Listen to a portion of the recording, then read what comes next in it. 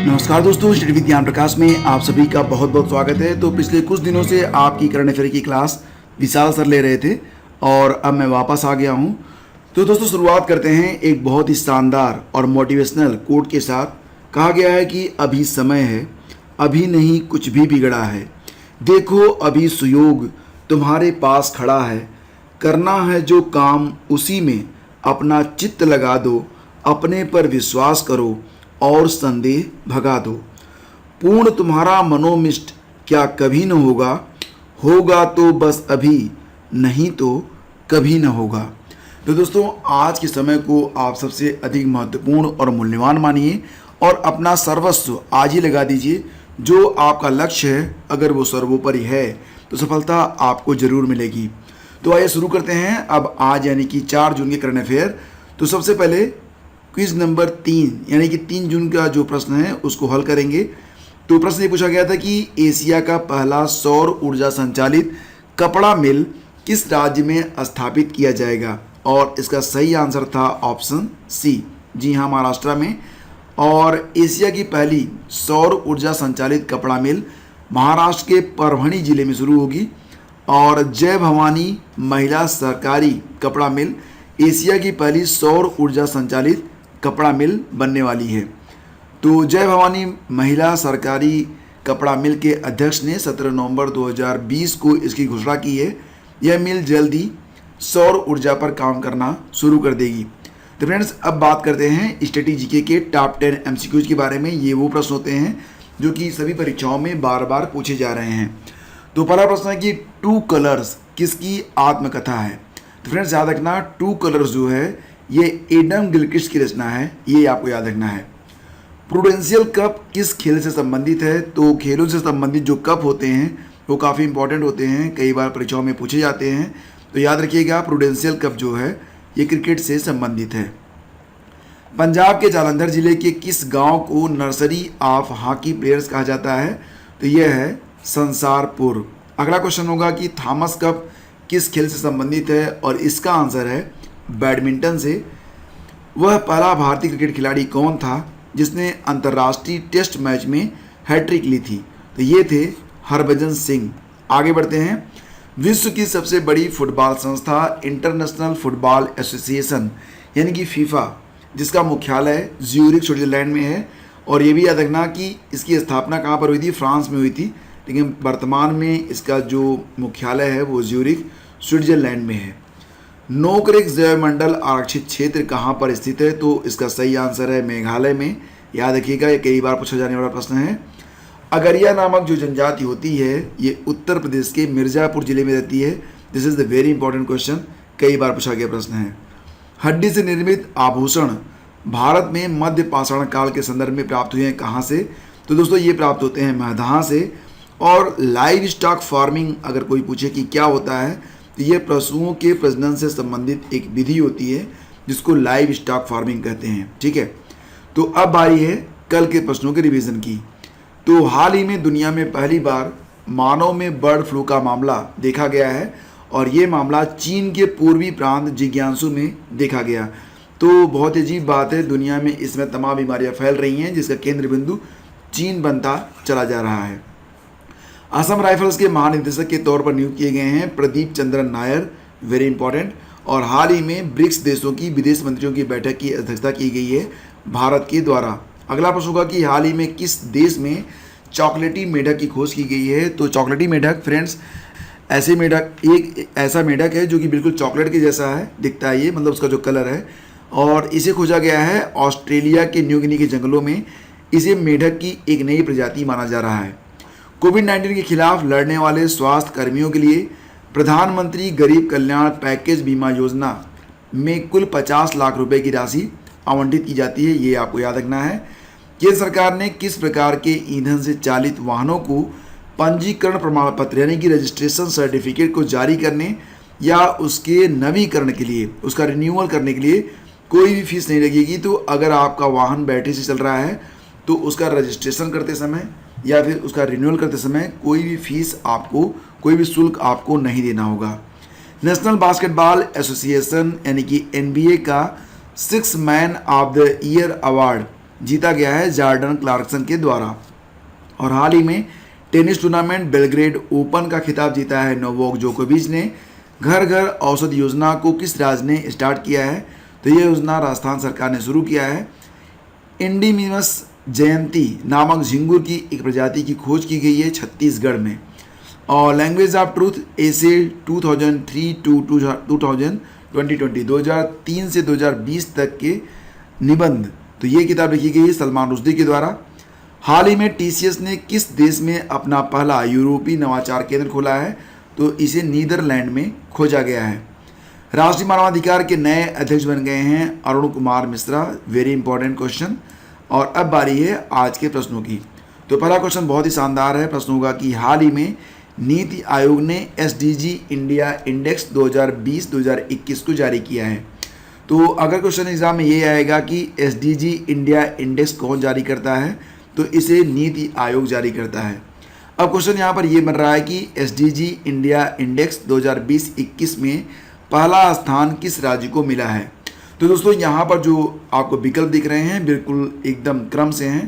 पहला स्थान जो प्राप्त हुआ है वो केरल को हुआ है, दूसरा स्थान हिमाचल प्रदेश है, तीसरे स्थान पर आंध्र प्रदेश, कुछ और भी राज्य हैं, आगे मैं इसके बारे में आपको बता रहा हूँ, और चौथा स्थान मिला है सिक्किम को। तो ये एक बिल्कुल क्रमागत है, इसको आपको याद रखना है। और एसडीजी इंडिया इंडेक्स होता क्या है? तो दोस्तों सतत विकास लक्ष्यों के लिए सूचकांक यानी कि एसडीजी सामाजिक, आर्थिक और पर्यावरणीय मापदंडों पर राज्यों और केंद्र शासित प्रदेशों की प्रगति का मूल्यांकन करता है। तो केरल के बाद जो अन्य राज्य हैं उसके बारे में जान लीजिए। तो रिपोर्ट जो जारी हुई है उसमें केरल ने कुल 75 अंक हासिल करके सर्वोच्च स्थान अपना बरकरार रखा है। 74 अंकों के साथ हिमाचल प्रदेश और तमिलनाडु दूसरे स्थान पर हैं। तो दूसरे स्थान पर दो राज्य हैं, एक आपका हिमाचल प्रदेश है और दूसरा आपका है तमिलनाडु। और इसके बाद सूची में 72 अंकों के साथ 3 राज्य हैं, आंध्र प्रदेश, गोवा, कर्नाटक और उत्तराखंड। तो कुल मिला के 4 राज्य हो गए जो कि तीसरे स्थान पर हैं। राज्यों और केंद्र शासित प्रदेशों को उनके एसडीजी इंडिया इंडेक्स स्कोर के आधार पर यहाँ पर वर्गीकृत किया गया है, कैटेगराइज किया गया है। तो किस प्रकार से? देखिए, जिनके स्कोर 0 से 49 के बीच में हैं उनको एस्पिरेंट माना जा रहा है। 50 से 64 के बीच में जिनके स्कोर हैं उनको परफॉर्मर माना जा रहा है। 65 से लेकर 99 के बीच में अगर किसी राज्य का स्कोर है तो उसे फ्रंट रनर माना जाता है। और 100 जो कि अभी तक किसी राज्य को प्राप्त नहीं हुआ है उसे अचीवर माना जाएगा। एसडीजी इंडिया इंडेक्स स्कोर के आधार पर जो शीर्ष 5 राज्य हैं उसमें केरल है पहले स्थान पर, दूसरे स्थान पर 74 अंकों के साथ है हिमाचल प्रदेश और तमिलनाडु, 72 अंकों के साथ तीसरे स्थान पर हैं कुल मिला के 4 राज्य, आंध्र प्रदेश, गोवा, कर्नाटक और उत्तराखंड। चौथे स्थान पर है सिक्किम 71 अंक के साथ। 5वां स्थान मिला है महाराष्ट्र को 70 अंकों के साथ। तो ये टॉप 5 स्टेट हैं, ठीक है, इसको आप याद रखिएगा। अब हम बात करेंगे यहाँ पर कि एसडीजी इंडिया इंडेक्स स्कोर के आधार पर सबसे नीचे के 5 राज्य कौन से हैं। तो सबसे नीचे आ रहा है छत्तीसगढ़, नागालैंड और ओडिशा जिनके स्कोर 61 हैं। अरुणाचल प्रदेश, मेघालय, राजस्थान और उत्तर प्रदेश के अंक हैं 60, असम के 57, झारखंड के 56 और बिहार के 52 अंक। तो ये सबसे मतलब वर्स्ट परफॉर्मर आप इन्हें मान सकते हैं। दिसंबर 2018 में हुई थी इस सूचकांक की शुरुआत। तो इस सूचकांक की शुरुआत दिसंबर 2018 में हुई थी और यह देश में एसडीजी पर प्रगति की निगरानी के लिए प्रमुख साधन बन गया है। पहला संस्करण 2018-19 में 13 ध्येय थे, 13 ऑब्जेक्टिव थे, 39 लक्ष्य थे और 62 संकेतकों को शामिल किया गया था। जबकि तीसरे संस्करण में 17 ध्येय हैं, 13 से 17, 39 लक्ष्य की जगह अब 70 लक्ष्य रखे गए हैं और 62 संकेतकों की जगह 115 संकेतकों को शामिल किया गया है। और साल 2019 में जारी दूसरे सूचकांक में केरल, हिमाचल प्रदेश, आंध्र प्रदेश, तमिलनाडु और तेलंगाना एसडीजी रैंकिंग में शीर्ष प्रदर्शन करने वाले राज्य थे। तो इसके पहले 2019 में जो रैंक जारी हुई थी उसमें भी केरल पहले स्थान पर था। तो ये आपको याद रखना है। किस राज्य ने मोबाइल टीकाकरण केंद्र की शुरुआत की है? तो दोस्तों मोबाइल टीकाकरण केंद्र की शुरुआत की गई है कहाँ पर? तो ये शुरुआत हुई है पश्चिम बंगाल में, ठीक है। कहाँ पर?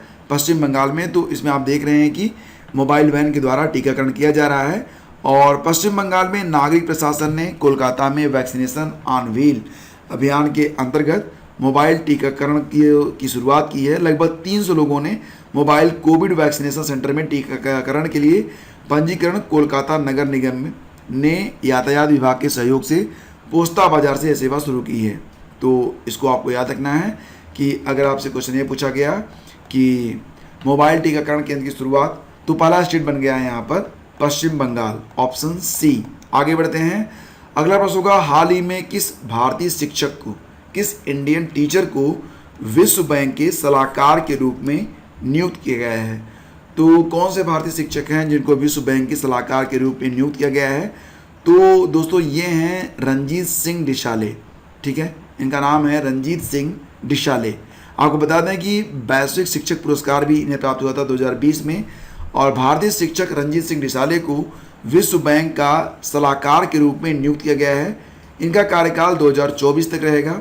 आकाशवाणी से बातचीत में श्री डिशाले ने कहा कि वो विश्व बैंक के साथ काम कर रहे थे और उन्होंने सरकार का भविष्य और महामारी के युग में शिक्षकों का समर्थन जैसे विषयों पर कई भाषण दिए थे। विश्व बैंक ने दुनिया भर से 12 सलाहकार नियुक्त किए हैं। आगे बढ़ते हैं। एशियाई मुक्केबाजी चैंपियनशिप 2021 में किस भारतीय पुरुष मुक्केबाज को स्वर्ण पदक मिला है? तो वेरी इंपॉर्टेंट क्वेश्चन है। एशियाई मुक्केबाजी चैंपियनशिप में आपको पता होगा मैरी कॉम ने अभी हाल ही में इसमें रजत पदक जीता था। तो यहाँ पर संजीत कुमार ने जीता है 91 भार वर्ग में गोल्ड मेडल। ठीक है, तो और आपको ये भी बता दें कि इसका जो आयोजन है वो दुबई में हो रहा है, ये भी आपको याद होना चाहिए। एशियन बॉक्सिंग चैंपियनशिप में संजीत कुमार ने गोल्ड मेडल जीतकर दुबई में तिरंगा लहरा दिया। उन्होंने 91 किलोग्राम भार वर्ग में गोल्ड अपने नाम किया है। आगे बढ़ते हैं। देश में बूढ़ी होती जनसंख्या को देखते हुए हाल ही में किस देश ने 3 बच्चों की नीति को अपनाया है? दोस्तों ये देश है चीन। आपको पता होगा कि 2016 से पहले वहाँ पर 1 चाइल्ड पॉलिसी थी, यानी कि सिर्फ एक बच्चा पैदा करने की अनुमति थी, 1 चाइल्ड। और इसके बाद 2016 से वहाँ पर 2 चाइल्ड पॉलिसी को अपनाया गया, और अब यानी कि 2021 से चाइना ने 3 चाइल्ड पॉलिसी को जगह दी है। और ऐसा इसलिए किया जा रहा है क्योंकि बहुत बड़ी संख्या में जो वहाँ की आबादी है वो बुजुर्ग हो रही है और नवयुवक वहाँ पर कम हो रहे हैं। आगे बढ़ते हैं। अगला क्वेश्चन होगा, हाल ही में फार्मिजी एक दवा कंपनी है जो कि ऑनलाइन आपको दवा भेजती है। तो फार्मिजी ने किस दूसरी ऑनलाइन दवा कंपनी का अधिग्रहण कर लिया है? और इसी के साथ यह भारत का सबसे बड़ा यानी कि हेल्थ केयर जो सप्लीमेंट्स होते हैं उसको भेजने के लिए सबसे बड़ा मंच प्लेटफॉर्म बन गया है।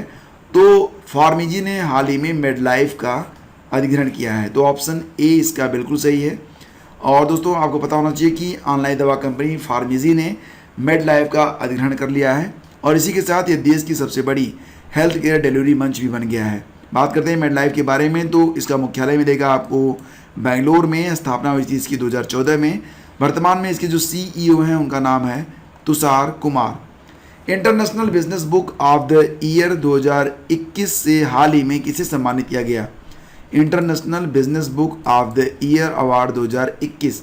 तो दोस्तों ये जो अवार्ड है ये दिया गया है नितिन मुकेश और जेरी विंड दोनों को। तो सही आंसर इसका बनेगा ऑप्शन सी, यानी कि उपरोक्त दोनों। यह पुस्तक उद्यमियों और व्यापार मालिकों को संकट काल में व्यापार को बढ़ाने में मदद करती है, यानी कि एक तरीके से यह एक मोटिवेशनल बुक है। तो दोस्तों अभी हाल ही में कुछ नई नियुक्तियां हुई हैं जो कि एग्जाम के लिए बहुत ही इंपॉर्टेंट है।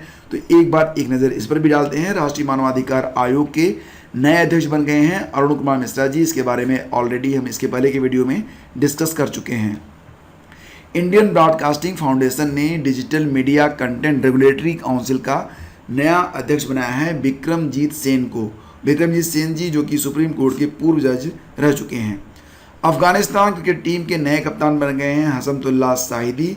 Very important question. और केंद्रीय प्रत्यक्ष कर बोर्ड के अध्यक्ष का अतिरिक्त प्रभार सौंपा गया है जगन्नाथ विद्याधर महापात्रा को। ठीक है, तो केंद्रीय प्रत्यक्ष कर बोर्ड के अध्यक्ष का अतिरिक्त प्रभार जगन्नाथ विद्याधर महापात्रा को सौंपा गया। 2021-22 के लिए किसे भारतीय उद्योग परिसंघ का अध्यक्ष चुना गया है? तो ये हैं टीवी नरेंद्रन। याद रखना है इसको, काफ़ी इंपॉर्टेंट क्वेश्चन। भारतीय नौसेना के नए प्रमुख यानी कि नए डिप्टी चीफ बनाए गए हैं रवनीत सिंह।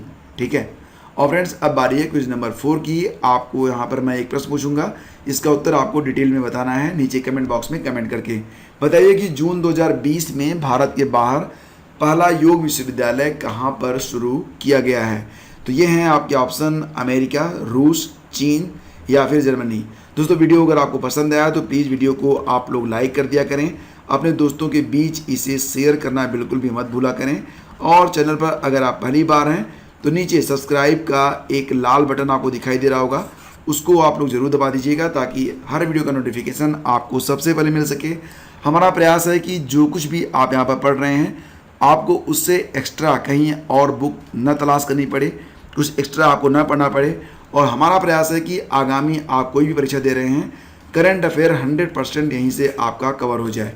इसलिए प्रतिदिन बने रहिए हमारे साथ और अपना सहयोग प्रदान करते रहें। साथ ही साथ बदले में आपको हम एक ऐसा उम्दा स्टडी मटेरियल प्रोवाइड कर रहे हैं तो जो आपकी सफलता का राह बहुत ही आसान कर देगी। तो दोस्तों मिलते हैं आपसे अगले वीडियो में, तब तक के लिए हमें आज्ञा दीजिए। नमस्कार, जय हिंद।